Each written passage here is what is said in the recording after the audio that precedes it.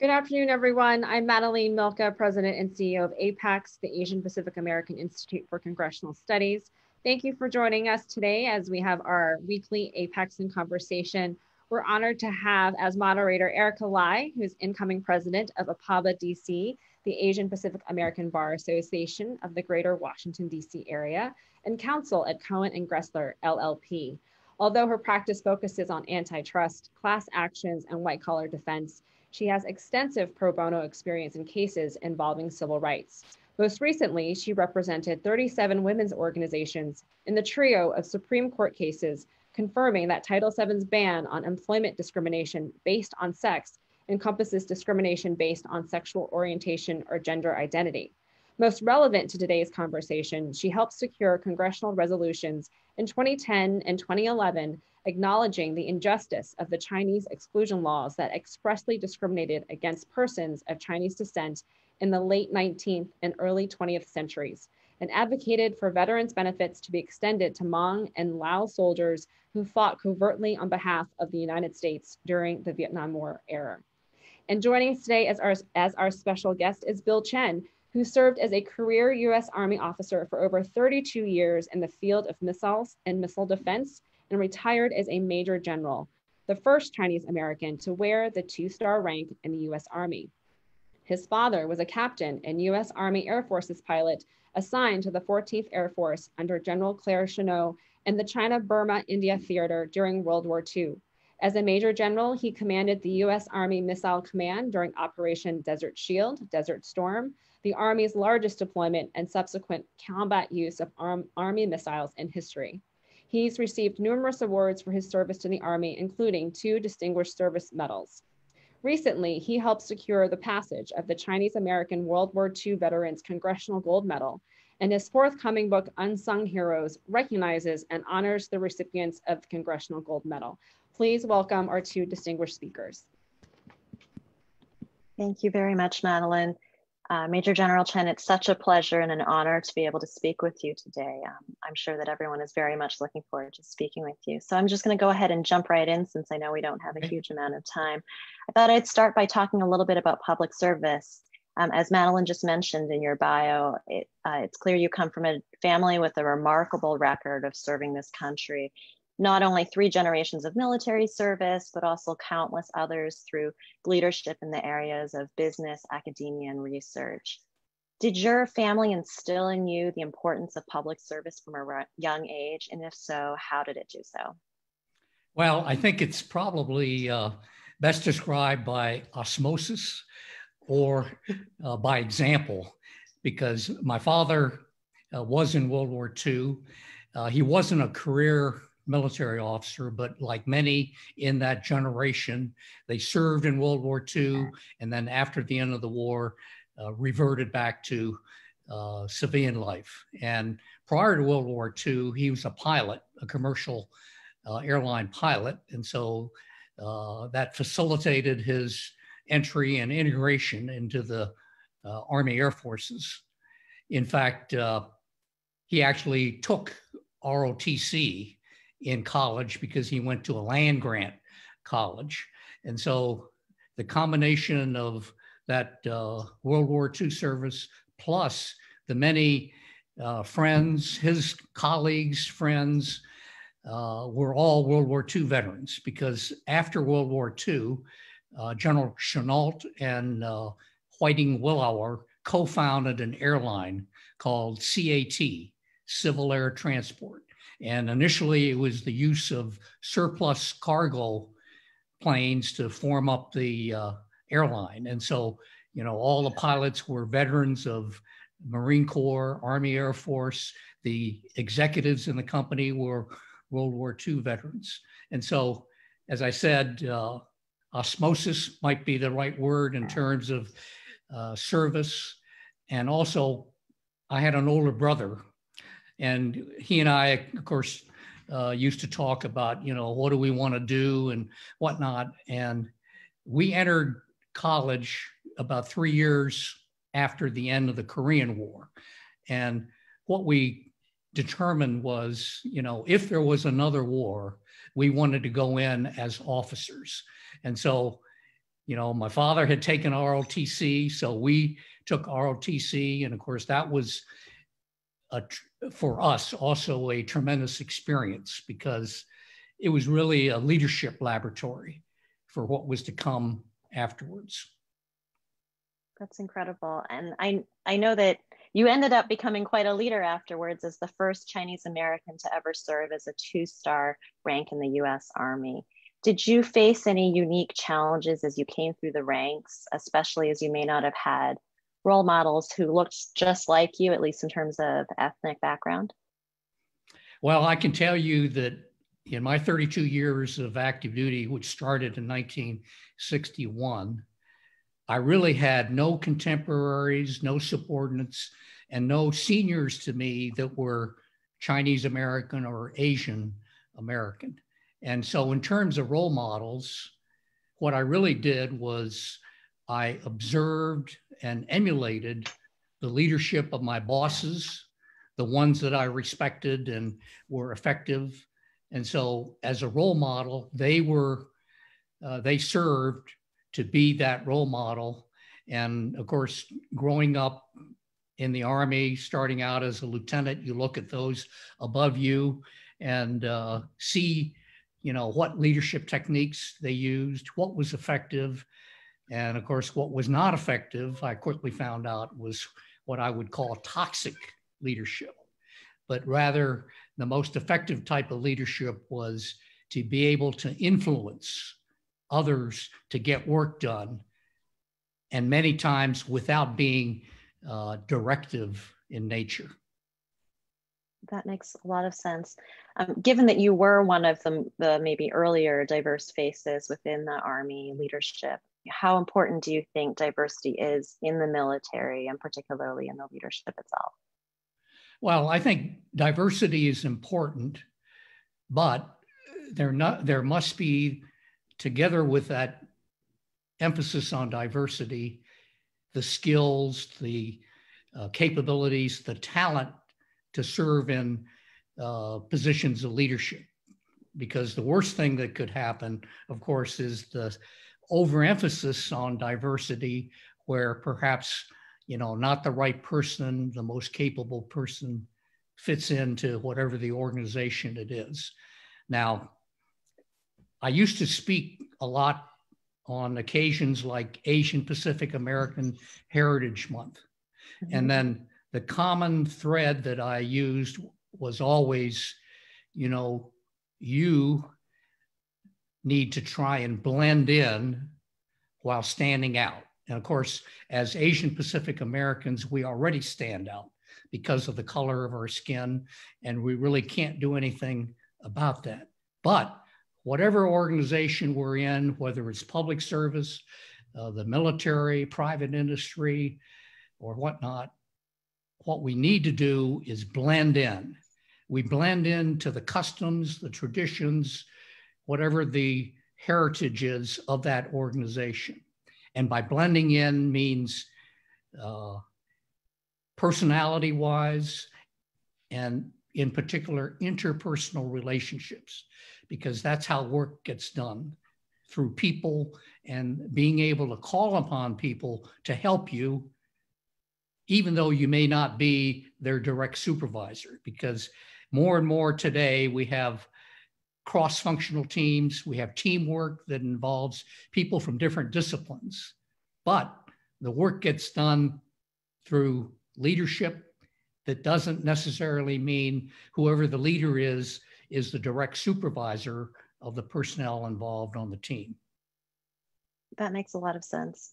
You've kind of alluded to the area I was hoping to cover with you next, which is the crossover between private industry as well as the military. And I know that you, in addition to serving at very high distinction within the military, also continue to work in the defense industry as an executive at 2 different companies.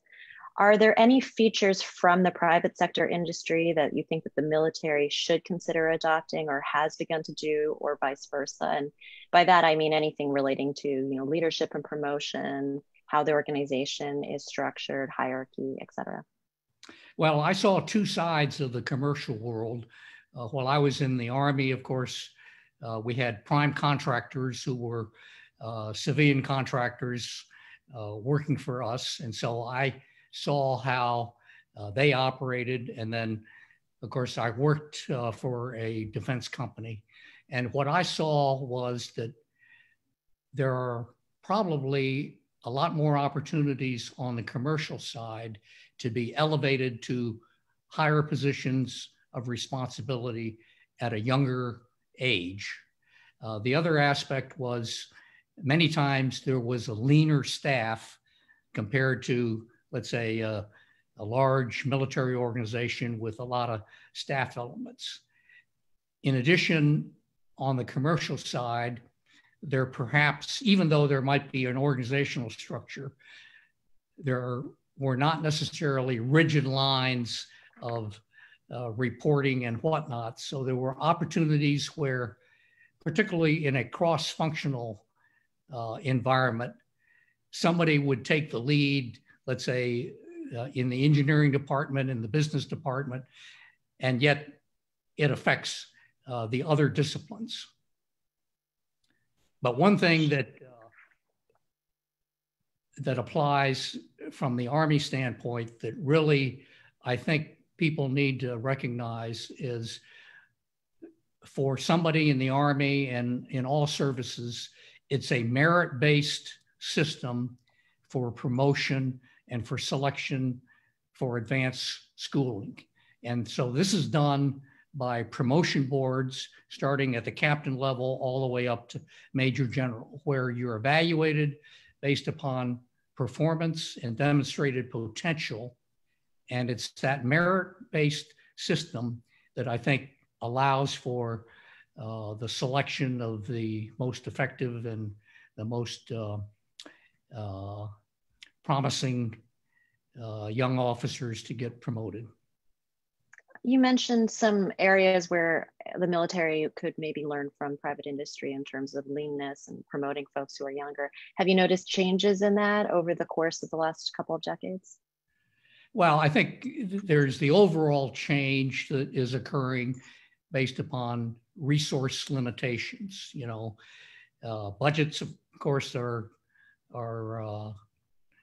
something that, you know, we work toward, and we try and get the budgets that are needed. But at the same time, because of resource limitations, you know, we have reductions in manpower, reductions in funding for things that we need. So that all works toward being a more leaner organization and getting the job done with less manpower. That makes a lot of sense. I want to shift gears a little bit, since I'm sure the audience is really keen to hear about all the fantastic work you've done on behalf of Chinese American World War II veterans. I know you kind of mentioned this earlier, or it was alluded to, but your family has been in this country for so many generations. And I understand you're descended from Chan Fong, who helped build the second transcontinental railroad. But as America suffered an economic recession in the late 19th century, Chinese workers were scapegoated, the victims of horrific acts of violence, but also legally discriminated against by the federal and local governments.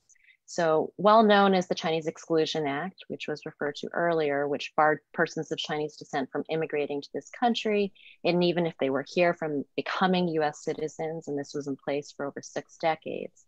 I'm wondering how your own family was affected by this more than half-decade-long exclusion period, since it sounds as though your family was here before World War II when the exclusion ended. Well, the Chinese Exclusion Act was repealed in December of 1943. And of course, that's after my grandfather's time frame. When they finished the Southern Pacific Railroad in El Paso, Texas, then the workers were released. Everybody scattered. Some went back to California. Some went back to China.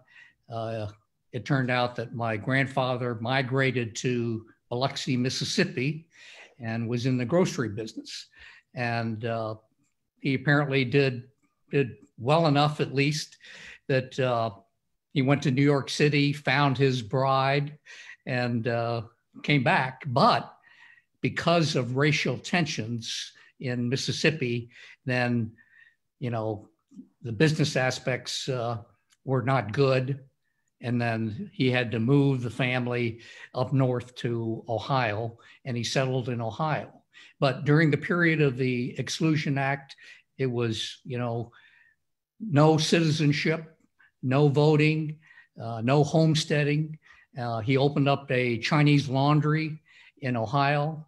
And of course, my father then was born in Columbus in 1908. So my father passed away without being a US citizen. Now, in the case of Chinese American veterans that volunteered or were drafted, some 20,000 served and 40% were non-citizens. So that's a high percentage. It's a very high percentage. You talked a little bit about racism back at the time period prior to exclusion, but as you were coming through the ranks to become a major general, did you experience racism of any sort in the military? Not that I know of. As I mentioned, there's the merit-based system for promotion, which is a centralized board. And so the value or the goodness of that is you're not necessarily affected by, local hiring of favorites or whatnot, selection of favorites to command positions. It's all centralized. Now, in my case, I was treated, as far as I know, just like any other, non-minority officer, because what people were looking for was effectiveness in getting the job done and solving the problems. And then once you get that either reputation or establish that credibility, then what happens is they come back to you to get the tough jobs done. And so that was one of the things that I experienced. As an example, when I was a lieutenant colonel in the Pentagon, I worked for a 2-star general. And later on, I was a colonel, and he became the vice chief of staff of the Army. And then they had a tough situation where, for a particular position that was held by a brigadier general, they had to replace the brigadier general. And somehow I got selected to fill that position, even though I wasn't on a promotion list to general. And so there's an example. Clearly, that senior officer was not colorblind. Mm-hmm. Correction, he was colorblind in the sense that he didn't care what color it was, but rather I got selected to fill that position. And of course, in a situation where that was a program that was in trouble, that had, cost overrun issues. It had national press related issues. It had congressional language that directed the conduct of certain tests. And so from that standpoint, there was no place to go but up. And so, fortunately, I got selected for that position and did well. I'm very glad to hear it, and I have no doubt that you did. Turning back to the Chinese American World War II veterans, can you tell us a little bit more about the military service that Chinese Americans gave to this country? I know you mentioned that there were 20,000 of them that served during World War II, but can you explain a little bit more about the type of work they did? We need to recall what the situation was pre-World War II for Chinese in America and Chinese Americans in America. For the most part, they were isolated by themselves in the Chinatowns around the country. Some were in the rural areas, but they were not very well known to the general American public. And so it wasn't until World War II and those that volunteered and were drafted, about 20,000 served. And at that time, the population of Chinese in America and Chinese Americans here was about 100,000. So that's a very high percentage that served. And of course, during that time period, it was largely a male population. Mm-hmm. So what we see, if we ask ourselves, what is it that they did? What they did was they made known to the American public who the Chinese Americans were, their skills. They demonstrated skills, capabilities, their loyalty, and they demonstrated that they were proud to serve, and they served as Americans. And so the outcome was that for that group of Chinese American veterans of World War II, they opened up opportunities for all Chinese Americans and Asian Americans post-World War II. And there's a common thread of these veterans, a lot of whom, you know, they were in the restaurant business or they were in the laundry business, and yet they served. And when they came back, they sacrificed, they worked hard. And the beauty of it was that in their follow-on generations, they enabled the American dream, because with their emphasis on education for their sons and daughters, you know, sons and daughters went to college and they became a part of the American mainstream. And so we need to be grateful and thankful and recognize the accomplishments of these Chinese American World War II veterans. Yeah, that's wonderful. I mean, were there any major hurdles that your teams encountered in trying to get recognition through Congress for these veterans? Well, for the congressional gold medal bills, in May of 2017, respective House and Senate bills were introduced to the floor. However, the protocol for passage of the bill was that in the House and in the Senate, there needed to be 2/3 the membership to get to the committee before the committee would release the bills to the floor for voting. And so in a large group like the House, 435 members, 2/3 was 290. On the Senate side, 100 members, 2/3 is 67. And so part of our effort was to, you know, visit the congressional offices to get their members to co-sponsor the bill. And so what it took was both a top-down approach by going to the congressional offices, as well as a bottoms-up approach, you know, going to cities, building up the groundswell of support, getting our members to go to the district offices, for example, to show that there is that groundswell so that that word would get up to the Senate and House offices. So there was a lot of legwork during a 2-year period, 2017, 2018, where we had teams. The leadership was under the Chinese American Citizens Alliance, but then we had teams that visited the congressional offices, and eventually we did get to the 2/3.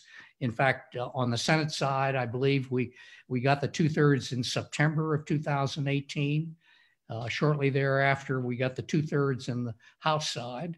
And of course, the amazing thing is that in both cases, once the committee released the bill to the floor, the bills were passed by unanimous consent. That's wonderful. Did you encounter any resistance at all when you met with, when the team went to go visit with individual offices, or did the sort of main argument really resonate with everyone? Of course, when we met with principally the congressional staffers. Right. And a lot of them, of course, were experienced. You know, they were professional staffers.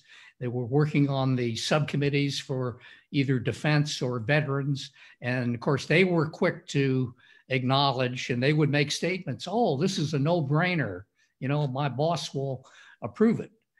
What we also experienced was, in some cases, there were what I would call probably relatively new staffers. And of course, we had to give more detailed background information and whatnot. And then the kind of answer we get was, okay, I'll write up the notes on this and forward it to my boss. So, I don't call that resistance. I just call it, getting the job done. And of course, ultimately we got these co-sponsors that we needed.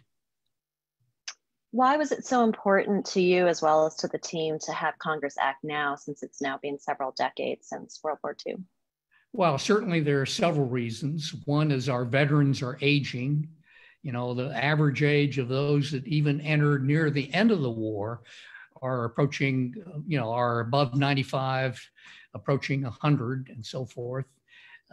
Plus, we felt it was important to recognize these Chinese American veterans. Now, with our Chinese American veterans, they actually were awarded each type of award for bravery and valor up to the Congressional Medal of Honor. However, the Congressional Gold Medal was not for valor or bravery, but rather the basis for the award was really the injustice and the discrimination based upon the Chinese Exclusion Act. And yet we had these veterans that volunteered or were drafted and served. And so we wanted to recognize them. Now, when you think about the major contributions of Chinese in America and Chinese Americans, the first major contribution was building the Transcontinental Railroad. Right. The second major contribution was the World War II service of our Chinese American veterans. And in both cases, there's some commonality. What did we see with the recognition of the Chinese American railroad workers? It took a long time.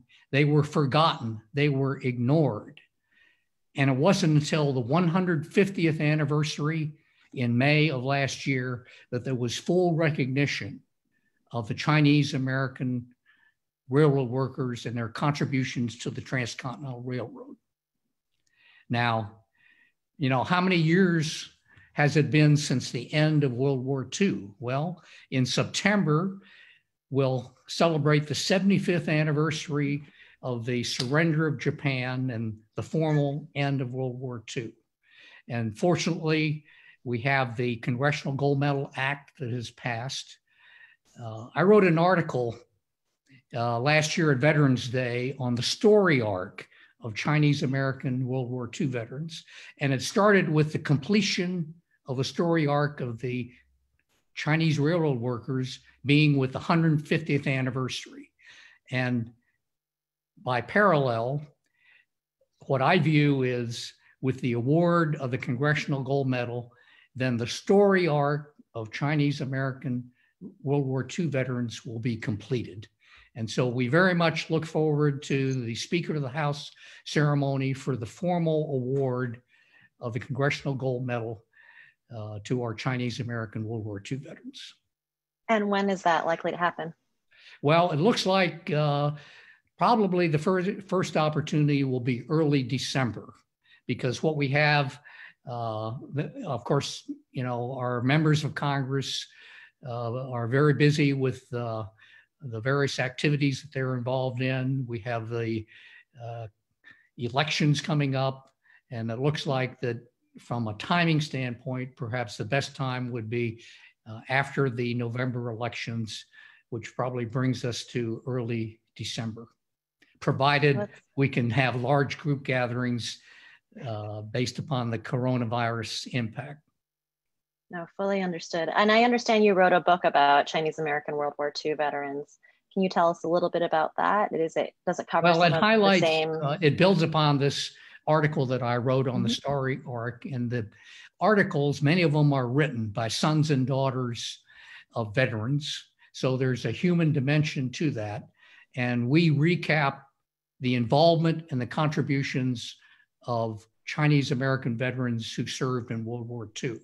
And so I look upon this as a remembrance book for our current and future generations to remember and understand the contributions and the legacy of our Chinese American veterans. So it's a book that we put together. We're going to print. It's available for sale. It's sponsored by the Chinese American Citizens Alliance of Boston. And so we have a website, www.cacaboston.org. And so it's available there. Anybody that would like, of course, could contact me, and we'll put you onto this. So, and I think Joyce sent around the information in the chat as well. So hopefully everyone is able to access that information. I want to make sure we cover some of the questions that the audience has posed as well. So you talked a little bit about remembrance, and I know your own father served in World War II. Can you tell us a little bit about your dad's military experience as a pilot under General Chennault in the China-Burma Indian Theater during World War II? Yes, well, he started supporting General Chennault and the American Volunteer Group before he entered the Army Air Forces. There's a company called CAMCO, CAMCO, Central Aircraft Manufacturing Company. It was headed up by William Pauley, who was the head representative of Curtiss-Wright Corporation at that time in China. And so the Curtiss-Wright Corporation manufactured the P-40 fighter aircraft that was used by the American Volunteer Group. And so CAMCO supported the American Volunteer Group, and all the pilots, General Chennault himself was an employee of CAMCO. And that's how they came from the United States to come to India and to Burma and China as employees of CAMCO. And of course, they trained in Burma before they went to China to engage with the Japanese. And so after Pearl Harbor, then my father was in the 14th Air Force. He was in the China Air Task Force and 14th Air Force. He flew, in many respects, he flew C-46s and C-47s. So that was a lot like what he did as a commercial pilot. And then later on, he was General Chennault's representative to the Chinese Air Force in Chongqing. Wow, that's incredible. We've had a couple of questions that circled back to sort of the earlier themes that we discussed in terms of diversity in the military and whether or not you encountered any hurdles there. So I'm wondering whether or not you ever saw any sort of mistreatment of other individuals of color when you were in the military, and even if not, whether or not there were ever times that you had to sort of push harder for change when it came to ensuring that there was diversity and inclusion and fair treatment of all in the military. Well, of course, when I was a battalion commander, it was commanding 4 companies. And so we had a mix of, whites, Hispanics, blacks, and so forth. And I really didn't see any direct mistreatment of any minorities, but that was what I emphasized to my company commanders, was to really treat everybody as equals, regardless of race. And so during the time that I held other positions, I was very careful in ensuring that there was no outright discrimination against minorities. Got it. We just had a question from the audience about what life was like for you as an Asian American growing up in Columbus, Ohio, and what that experience was like for your family. Okay, well, my father was born in Columbus, Ohio, but he had since left, and he graduated from high school in Canton, Ohio.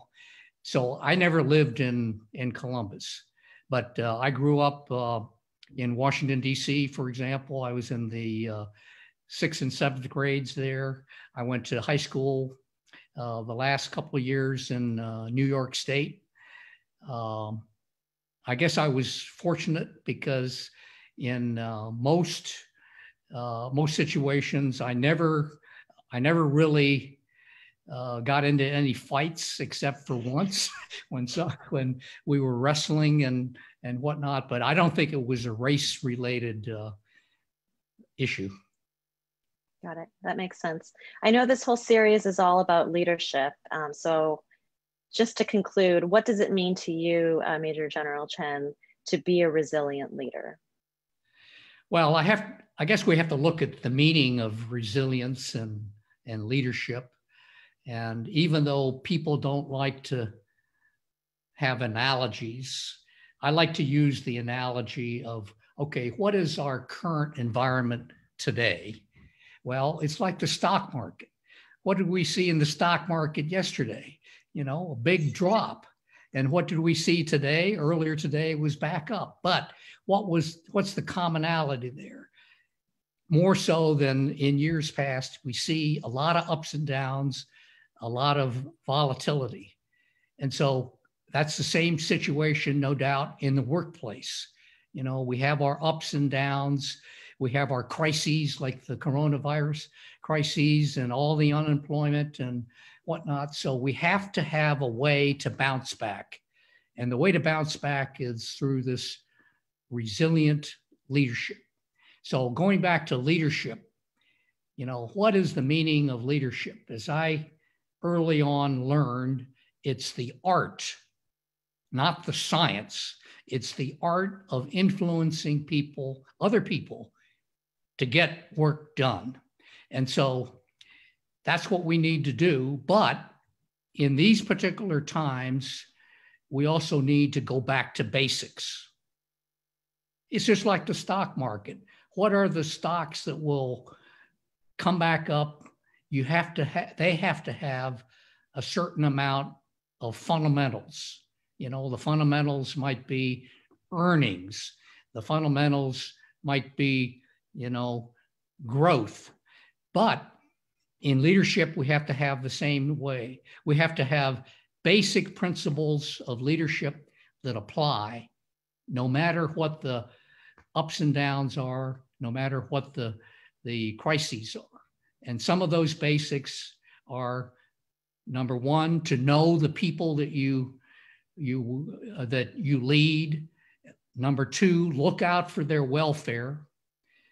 Number three, provide motivation, because if you have that motivation, then you will get more work done. Now, there's also an expression in the Army about take the high ground. Now, you know, there's a certain meaning of take the high ground, but one meaning here that applies is also take the high ground as applies to common sense, integrity, and maintaining that so that when it comes to maybe shortcuts, don't take those shortcuts where you deviate from that higher standard of integrity and treating people properly.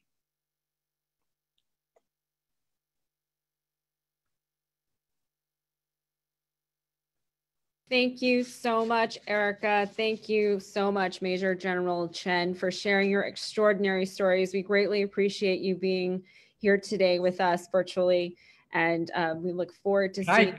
Could I make another comment? Of course. Okay. Well, you know, we talk of ourselves, right, as Asian Pacific Americans, you know, Chinese Americans, Korean Americans, Japanese Americans, etc. Mm-hmm. Now, we probably do that for a very good reason. At least I can think of one reason to be called a Chinese American, because it's to distinguish between Chinese Americans and Chinese in America. And so I'd like to offer a thought to everybody, and that is, number one, we are all Americans. That's why we're here. Otherwise, you should, you know, go elsewhere. But we are all Americans. In whatever we do, whether it's the government, public service, commercial, academia, etc., we should strive to be the most prominent American in whatever field we are. And so don't think of yourself as a Chinese American or Korean American or whatnot, but you're an American.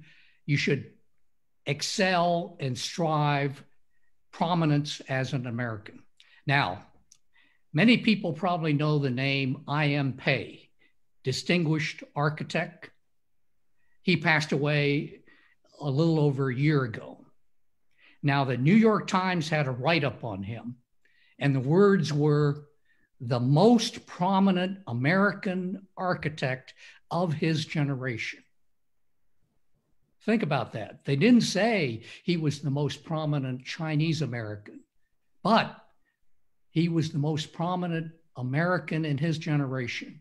And so to all of you in the younger generation, et cetera, think about that. And I would urge you to strive to excel prominence with you as the American such and such, whatever your field is. Now, you might happen to be a Chinese American, but that's an aside. Thank you so much for your wisdom and insight. We greatly appreciate it. Thank you, Erica, for joining us today to interview Major General Chen. It was an honor. And for our audience, thank you for joining us today. We greatly value your time. And next week on July 15th, Wednesday, we're fortunate to have former Attorney General of Hawaii, David M. Louie, joining us as our special guest for Apex in Conversation. Different time than our usual time, so 2 p.m. Eastern. If you're interested in RSVPing, please do so at the link, and you can get our Zoom webinar link at that point. So appreciate everyone's time today, and enjoy the rest of your day. Thank you. All right. Thank you.